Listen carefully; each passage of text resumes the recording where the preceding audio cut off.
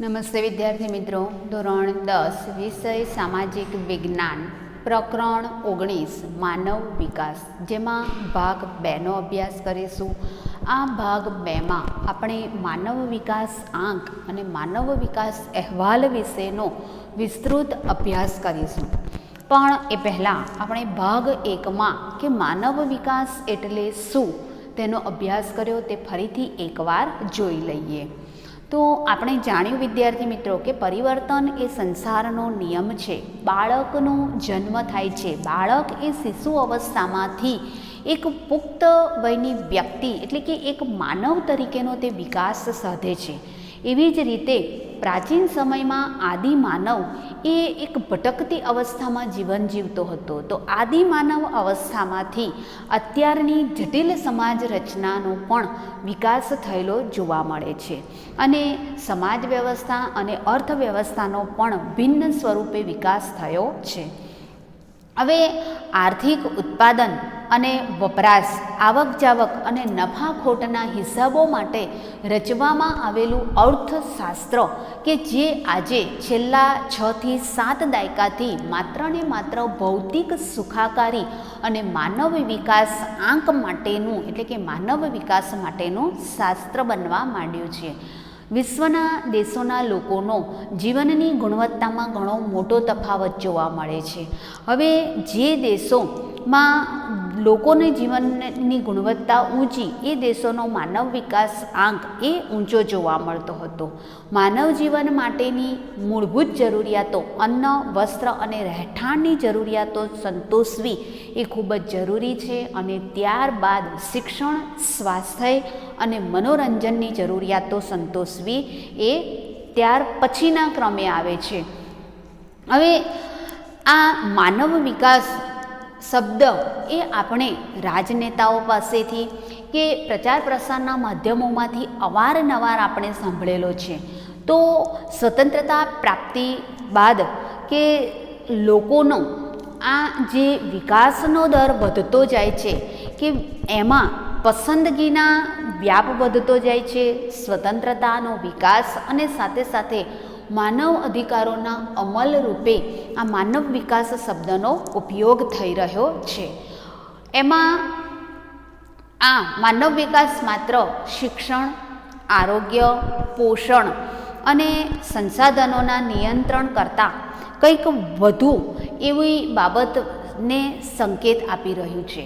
તો સંયુક્ત રાષ્ટ્ર વિકાસ કાર્યક્રમ એટલે કે યુનાઇટેડ નેશન ડેવલપમેન્ટ પ્રોગ્રામ દ્વારા માનવ વિકાસની વ્યાખ્યા આપવામાં આવી હતી. તો જે મુજબ એટલે કે સંયુક્ત રાષ્ટ્ર વિકાસ કાર્યક્રમ UNDP એ જે વ્યાખ્યા આપી એ અનુસાર માનવ વિકાસ એ માનવની આકાંક્ષાઓ અને જરૂરી હોય તેવી જીવન નિર્વાહની સુવિધાઓ વિસ્તારવાની પ્રક્રિયા છે.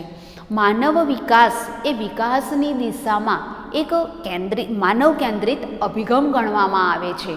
અને માનવ વિકાસનો ઉદ્દેશ એ દરેક માટે જીવનની એક સરખી પરિસ્થિતિ ઊભી કરવાનો રહેલો છે. અને જેનાથી લોકો તેમની પોતાની પ્રતિભા અનુસાર સાર્થક અને સર્જનાત્મક જીવન જીવી શકે છે. શરૂઆતમાં માત્ર આર્થિક વિકાસને જ માનવ વિકાસ તરીકે માપવામાં આવતો હતો. જે દેશની માથાદીઠ આવક વધુ એ દેશનો માનવ વિકાસ આંક ઊંચો, એવી રીતે ગણતરી કરવામાં આવતી હતી. પરંતુ આ આર્થિક વિકાસ છતાં લોકોની જીવનની ગુણવત્તામાં સુધારો થઈ શક્યો ન હતો. એટલે કે કોઈ ખાસ પરિવર્તન આવી શક્યું ન હતું. માથાદીઠ આવક વધતી હોવા છતાં પણ લોકોનું જીવન ધોરણ કે સુખાકારી પર વ્યાપક અસર થઈ ન હતી. અને માત્ર આર્થિક વિકાસથી જ માનવ વિકાસ થઈ શકશે નહીં, પરંતુ આવકનો ઉપયોગ કેવી રીતે કરવો એના ઉપર પણ માનવ વિકાસ આધાર રાખે છે. હવે માનવ વિકાસના 4 આવશ્યક આધાર સ્તંભો છે, જેમાં સમાનતા, સ્થિરતા, ઉત્પાદકતા અને સશક્તિકરણ. હવે માનવીએ પોતાની રસ, રુચિ, આવડત, બુદ્ધિ ક્ષમતા અનુસાર સફળ અને સર્જનાત્મક જીવન જીવવામાં સહાયક બને એને માનવ વિકાસ કહેવામાં આવે છે.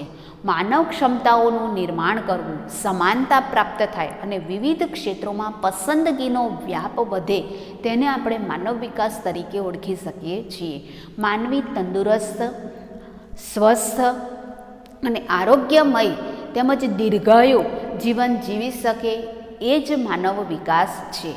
માહિતી પ્રાપ્ત કરે અને શિક્ષણ પ્રાપ્ત કરી અને જ્ઞાનની પ્રાપ્તિમાં વધારો કરે એને માનવ વિકાસ કહેવામાં આવે છે. આર્થિક ઉપાર્જનની એટલે કે આવક મેળવવાની વિવિધ તકો વધુને વધુ માત્રામાં એને પ્રાપ્ત થાય એને માનવ વિકાસ કહેવામાં આવે છે. ઊંચા જીવન ધોરણ માટે કુદરતી સંસાધનોનો એક સરખી રીતે ઉપયોગ કરવા માટેની તક પ્રાપ્ત થાય એને માનવ વિકાસ કહેવામાં આવે છે. ગંદકીનો યોગ્ય નિકાલ થાય અને સ્વાસ્થ્ય સંબંધી પરિસ્થિતિ સુધરે એને માનવ વિકાસ ગણવામાં આવે છે. વ્યક્તિગત અને સામાજિક સુરક્ષા પ્રાપ્ત થાય અને સાથે સાથે માનવ અધિકારોનો ઉપયોગ કરતા માનવી શીખે એને માનવ વિકાસ કહેવામાં આવે છે. હવે તેવી તમામ તકોના સર્જન અને વિતરણને માનવ વિકાસ સાથે સંબંધ છે. માત્ર આર્થિક બાબત જ નહીં પરંતુ માનવ જીવનની સુખ શાંતિ, આર્થિક, સામાજિક, રાજકીય અને સાંસ્કૃતિક પાસાનો પણ માનવ વિકાસમાં સમાવેશ કરવામાં આવેલો છે. વિકાસશીલ દેશોમાં નવીન સુધારા પ્રત્યે ઉદાસીનતા અને સુગ, નીચી આકાંક્ષા, નિરક્ષરતાનું વધુ પ્રમાણ, સાહસ વૃત્તિનો અભાવ, વહેમ, અંધશ્રદ્ધા, જૂની પુરાણ્યા રીતિ રિવાજો, જૂની પુરાણી રૂઢિઓ અને પરંપરાઓ વગેરેને કારણે ભૌતિક અને કુદરતી સંસાધનો અપૂરતો ઉપયોગ, આ બધી તમામ પરિસ્થિતિને લીધે આર્થિક વિકાસ અને અંતે સામાજિક વિકાસ સાધી શકાયો નથી. હવે આપણે જોઈશું માનવ વિકાસ આંક કે નોબેલ પારિતોષિક વિજેતા ભારતીય મૂળના અર્થશાસ્ત્રી અમર્ત્ય સેને સૌ પ્રથમ માનવ વિકાસ આંકની વિભાવના રજૂ કરી હતી અને તે અંતર્ગત પ્રથમ માનવ વિકાસ અહેવાલ ઈસવીસન 1990માં પ્રકાશિત કરવામાં આવ્યો હતો અને ત્યારબાદ સંયુક્ત રાષ્ટ્ર વિકાસ કાર્યક્રમ એટલે કે United Nation Development Programme UNDP દ્વારા દર વર્ષે માનવ વિકાસ અહેવાલ પ્રસિદ્ધ કરવામાં આવે છે, જેમાં જુદા જુદા દેશોના વિકાસના વિભિન્ન નિર્દેશકોને આધારે એક વૈશ્વિક વિશ્લેષણ રજૂ કરવામાં આવતું હોય છે અને સંયુક્ત રાષ્ટ્ર વિકાસ કાર્યક્રમ દ્વારા પ્રકાશિત થયેલ પ્રથમ માનવ વિકાસ અહેવાલમાં માનવ વિકાસ આંકનો ખ્યાલ પ્રસ્તુત કરવામાં આવ્યો હતો. હ્યુમન ડેવલપમેન્ટ ઇન્ડેક્સ એટલે HDI દ્વારા માનવ વિકાસ અહેવાલ પ્રસિદ્ધ કરવામાં આવ્યો હતો અને જે અનુસાર માનવ વિકાસ આંક માટે 3 નિર્દેશકો રજૂ કરવામાં આવ્યા હતા, જેમાં સરેરાશ આયુષ્ય, શિક્ષણ સંપાદન અને જીવન ધોરણ. માનવ વિકાસ માપવા માટે આ 3 નિર્દેશકોનો ઉપયોગ કરવામાં આવતો હતો. આ ત્રણેય નિર્દેશકોના સંયુક્ત આંકને આધારે કોઈપણ દેશનો માનવ વિકાસ આંક ક્રમ નિર્ધારિત કરવામાં આવતો હતો. હવે ઈસવીસન 2009 સુધી માનવ વિકાસ આંકનું માપન કરવા માટે આ 3 નિર્દેશકોનો ઉપયોગ કરવામાં આવતો હતો, પરંતુ બદલાતી પરિસ્થિતિને ધ્યાનમાં રાખી અને ઈસવીસન 2010થી માનવ વિકાસ આંક માટે નવા 3 નિર્દેશકો નક્કી કરવામાં આવ્યા, જેમાં અપેક્ષિત આયુષ્ય આંક, શિક્ષણ આંક અને આવક આંકનો સમાવેશ કરવામાં આવે છે. તો આપણે આ 2010થી અમલમાં આવેલા નવા માનવ વિકાસ આંક વિશેનો અભ્યાસ કરીશું. પહેલાં આ થોડું સંક્ષિપ્તમાં જોઈ લઈએ કે નોબેલ પારિતોષિક વિજેતા અમર્ત્ય સેને સૌ પ્રથમ માનવ વિકાસ આંકની વિભાવના રજૂ કરી હતી અને પ્રથમ માનવ વિકાસ અહેવાલ ઈસવીસન 1990માં પ્રસારિત કરવામાં આવ્યો હતો. ત્યારબાદ UNDP દ્વારા દર વર્ષે માનવ વિકાસ આંક પ્રસિદ્ધ કરવામાં આવતો હતો અને પ્રથમ માનવ વિકાસ અહેવાલ એ ઈસવીસન 1990માં પ્રસ્તુત કરવામાં આવ્યો હતો. માનવ વિકાસ આંક માટે 3 નિર્દેશકો રજૂ કરવામાં આવ્યા હતા: સરેરાશ આયુષ્ય, શિક્ષણ સંપાદન અને જીવન ધોરણ.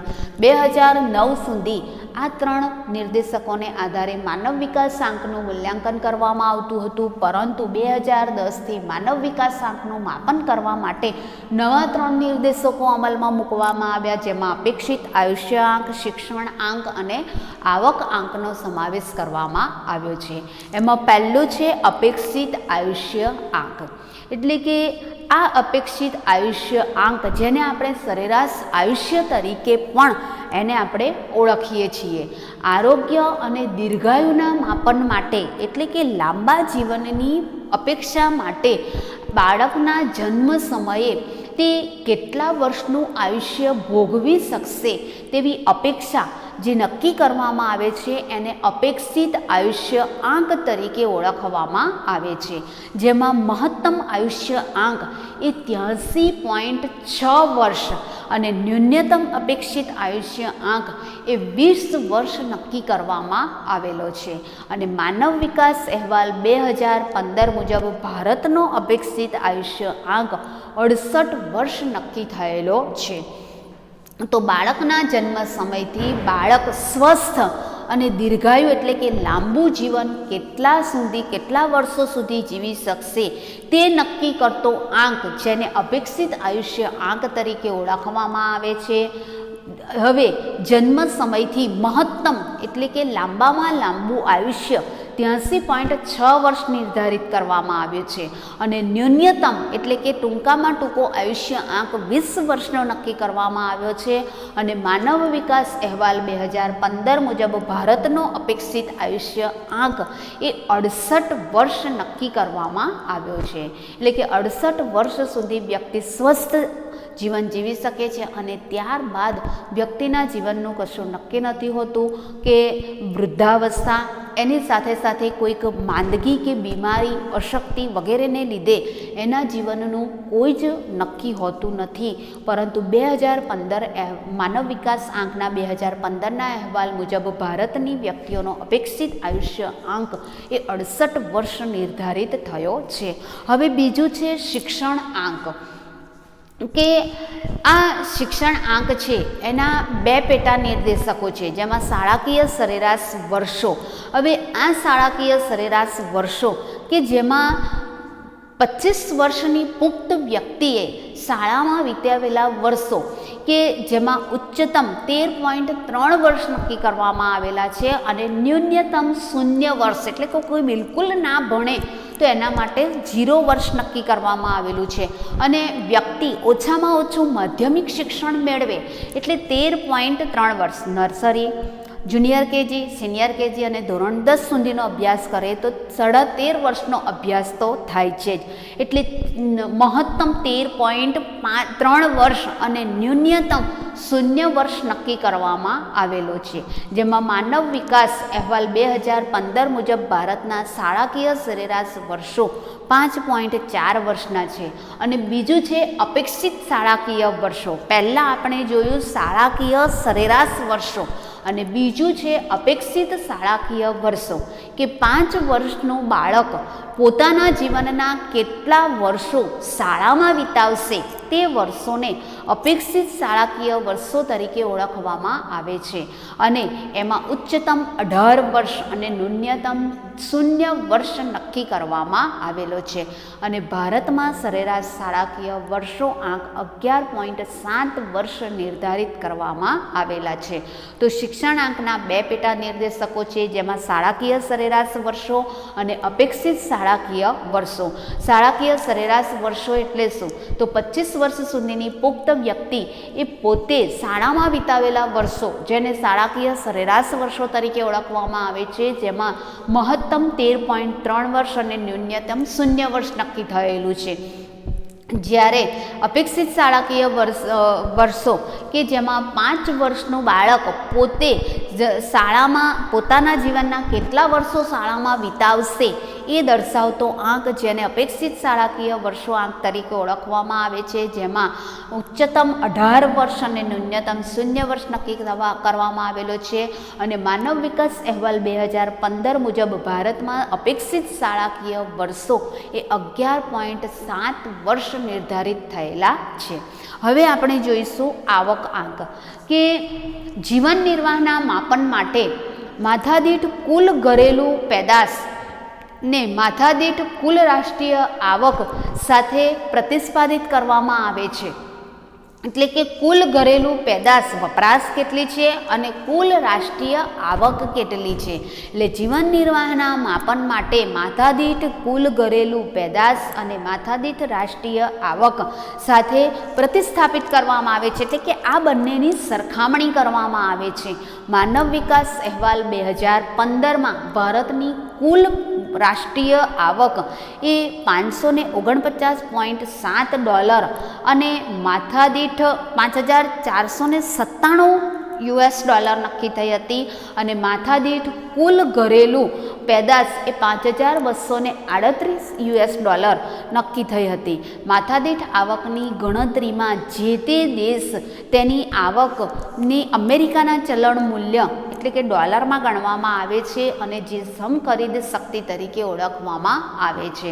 એટલે જીવન નિર્વાહના માપન માટે માથાદીઠ કુલ ઘરેલું પેદાશને માથાદીઠ કુલ રાષ્ટ્રીય આવક સાથે સરખામણી કરવામાં આવે છે. અને માનવ વિકાસ 2015ના અહેવાલ મુજબ કે ભારતની કુલ માથાદીઠ રાષ્ટ્રીય આવક $5,497 અને કુલ ઘરેલું પેદાશ $5,238 નક્કી થઈ હતી. અને આ માથાદીઠ આવકની ગણતરી માટે જે દેશની આવક જે તે દેશની આવક છે અને અમેરિકાના ચલણ મૂલ્ય સાથે સરખાવી અને સમખરીદ શક્તિનો ઉલ્લેખ અહીંયા કરવામાં આવેલો છે. હવે આપણે જોઈશું માનવ વિકાસ અહેવાલ, કે સંયુક્ત રાષ્ટ્ર વિકાસ કાર્યક્રમ દ્વારા દર વર્ષે માનવ વિકાસ આંક પ્રસ્થાપિત કરવામાં આવે છે. કે વિવિધ નિર્દેશકોને આધારે દર વર્ષે 1990થી દર વર્ષે માનવ વિકાસ આંક રજૂ કરવામાં આવે છે. હવે આ માનવ વિકાસ આંકમાં કે હ્યુમન ડેવલપમેન્ટ રિપોર્ટ HDR દ્વારા બહાર પાડવામાં આવે છે. માનવ વિકાસ અહેવાલ મુજબ 2015માં સમાવવામાં આવેલા 188 દેશો અને આ 188 દેશોના માનવ વિકાસ આંકના મૂલ્યને આધારે, કે તમારા પાઠ્યપુસ્તકના પેજ નંબર 162 ઉપર કોષ્ટક આપવામાં આવેલું છે. એ કોષ્ટકને વિદ્યાર્થી મિત્રો તમે ધ્યાનથી જોજો. કે 2015 મુજબ કે 188 દેશોનો સમાવેશ થયેલો છે. અને આ 188 દેશોને કોષ્ટક મુજબ કુલ 4 ભાગમાં વહેંચવામાં આવેલા છે.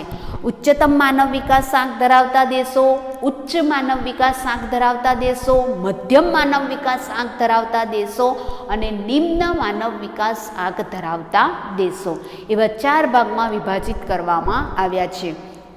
તો વિશ્વના 188 દેશોમાં કે 0.944 માનવ આંક સાથે નોર્વે એ વિશ્વમાં પ્રથમ સ્થાન ધરાવતો દેશ છે. એટલે માનવ વિકાસ આંકમાં સૌથી ઉચ્ચ કક્ષામાં એટલે કે સૌથી ઊંચો માનવ વિકાસ આંક ધરાવતો દેશ કયો છે? નોર્વે. ત્યારબાદ 0.935 માનવ વિકાસ આંક સાથે ઓસ્ટ્રેલિયા એ બીજા ક્રમે આવે છે. અને 0.930 માનવ વિકાસ આંક સાથે સ્વિટ્ઝરલેન્ડ એ ત્રીજા ક્રમે આવતો દેશ છે. હવે ઉચ્ચતમ માનવ વિકાસ આંક, ઉચ્ચ માનવ વિકાસ આંક, મધ્યમ માનવ વિકાસ આંક અને નિમ્ન માનવ વિકાસ આંક ધરાવતા દેશો, કે એમનો માનવ વિકાસ આંક કેટલેથી કેટલો હોય તો તે કયા દેશોમાં સમાવિષ્ટ થાય એનું પણ કોષ્ટક અહીંથી આપવામાં આવેલું છે. હવે આપણો ભારત દેશ એ 188 દેશોમાં 0.609 માનવ વિકાસ આંક સાથે આ 188 દેશોમાં 130મા સ્થાને છે. એટલે કે આ દેશોની સરખામણીએ જોઈએ તો ભારતનો માનવ વિકાસ આંક એ ખૂબ જ નીચો જોવા મળે છે. હવે કોષ્ટક ઉપર આપણે નજર કરીએ તો માનવ વિકાસ આંક ધરાવતા દેશો, એમાં ઉચ્ચતમ માનવ વિકાસ આંક ધરાવતા દેશોમાં 49 દેશોનો સમાવેશ કરવામાં આવેલો છે અને જે દેશોનો માનવ વિકાસ આંક 0.802થી વધારે હોય એવા દેશોનો ઉચ્ચતમ માનવ વિકાસ આંક ધરાવતા દેશોમાં સમાવેશ થયેલો છે. જેમાં આપણે અહીંયા 3 તો જોયા કે પ્રથમ સ્થાને નોર્વે, બીજા સ્થાને ઓસ્ટ્રેલિયા અને ત્રીજા સ્થાને સ્વિટ્ઝરલેન્ડ. ત્યારબાદ Denmark, Netherland, America, Singapore, Britain, Japan, France વગેરે જેવા દેશોનો, વિકસિત દેશોનો એમાં સમાવેશ થયેલો છે. ત્યારબાદ ઉચ્ચ માનવ વિકાસ આંક ધરાવતા દેશોમાં કે 50થી 105 જેટલા દેશો, આ 50થી 105 જેટલા દેશોનો સમાવેશ કરવામાં આવેલો છે. જેમાં 0.700થી 0.798 માનવ વિકાસ આંક ધરાવતા દેશોનો ઉચ્ચ માનવ વિકાસ આંક ધરાવતા દેશોમાં સમાવેશ થાય છે. જેમાં Russia, Malaysia, Iran, Sri Lanka, Mexico, Brazil, ચીન, થાઈલેન્ડ, જમૈકા વગેરે જેવા દેશોનો સમાવેશ થયેલો છે અને આ દેશો પણ વિકસિત દેશો ગણવામાં આવે છે. ત્યારબાદ મધ્યમ માનવ વિકાસ આંક ધરાવતા દેશો કે જેમાં 0.555થી 0.698 માનવ વિકાસ આંક ધરાવતા દેશોને મધ્યમ માનવ વિકાસ આંક ધરાવતા દેશોમાં સમાવેશ કરવામાં આવે છે. જેમાં ઇન્ડોનેશિયા, ફિલિપિન્સ, દક્ષિણ આફ્રિકા, ઈરાક, ભારત વગેરે દેશોનો સમાવેશ કરવામાં આવે છે અને 0.609 માનવ વિકાસ આંક સાથે આપણો દેશ એ વિશ્વમાં 130મા સ્થાને, માનવ વિકાસ આંકમાં 130મા સ્થાને છે. અને જે દેશોનો માનવ વિકાસ આંક 0.550થી નીચે છે એવા દેશોને નિમ્ન માનવ વિકાસ આંક ધરાવતા દેશો તરીકે ઓળખવામાં આવે છે. જેમાં કેન્યા, પાકિસ્તાન, નાઇજીર, ઝિમ્બાબ્વે અને નાઇજર કે જેમાં 0.348 માનવ વિકાસ આંક સાથે નાઇજર એ વિશ્વમાં સૌથી નિમ્ન કક્ષાનો માનવ વિકાસ આંક ધરાવતો દેશ ગણવામાં આવે છે. હવે ભારતનો માનવ વિકાસ આંક વર્ષ 1990માં 0.428 નોંધાયો હતો. ત્યારબાદ વર્ષ 2000માં 0.496, વર્ષ 2010માં 0.586, વર્ષ 2014માં 0.604 માનવ વિકાસ આંક નોંધાયો હતો અને વર્ષ 2015માં 0.609 માનવ વિકાસ આંક નોંધાયો હતો. આમ ક્રમશઃ માનવ વિકાસ આંકની સ્થિતિમાં ભારતની સ્થિતિ છે એ ધીમે ધીમે સુધરતી જાય છે અને અત્યારે તો 2020 ચાલી રહી છે, જેને લીધે ભારતનો માનવ વિકાસ આંક એ ઉચ્ચ માનવ વિકાસ આંક ધરાવતા દેશોની ખૂબ જ નજીક પહોંચી ગયો હશે. હવે ભારતના પાડોશી દેશોની સ્થિતિ જોઈએ કે ભારતના પાડોશી દેશોમાં શ્રીલંકા, ચીન, માલદીવ આ ભારતના પાડોશી દેશો છે કે જે ભારતથી ઊંચો માનવ વિકાસ આંક ધરાવે છે. શ્રીલંકા 0.759, ચીન 0.727 અને માલદીવ 0.706 માનવ વિકાસ આંક સાથે ભારતથી ઉપરના ક્રમે આવે છે.